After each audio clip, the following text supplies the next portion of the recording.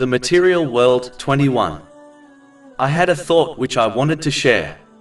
According to an incident which has been recorded in Imam Asfahani's Hilyat al-Awliya, number 510, the great companion Abu Darda, may Allah be pleased with him, refused to give his daughter's hand in marriage to a rich and powerful person. He advised that he only did this as he feared his daughter would get lost in the excess and luxuries of this world, which would undoubtedly damage her faith.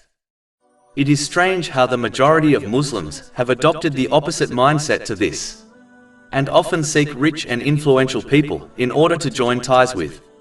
They are often less concerned about the strength of their faith, and therefore fail to connect with families for this reason, which has been specifically advised in a narration found in Sahih Muslim, number 3635. Even though a family should not marry into a family which cannot financially support their relative, but at the same time they should not set wealth and social status as their only benchmark for finding a suitable spouse for their relative. This incident shows the importance of always seeking good for others by considering faith in all situations and circumstances. Meaning, one should only get into situations when they firmly believe their faith will either strengthen through it, or at least not become damaged because of it. If they suspect this may occur, they should avoid it at all costs, as all worldly things come and go.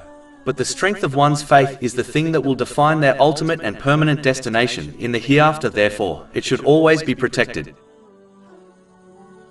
Over 400 free ebooks, audiobooks, infographics, podcasts and blogs available on our website, www.shakepod.com.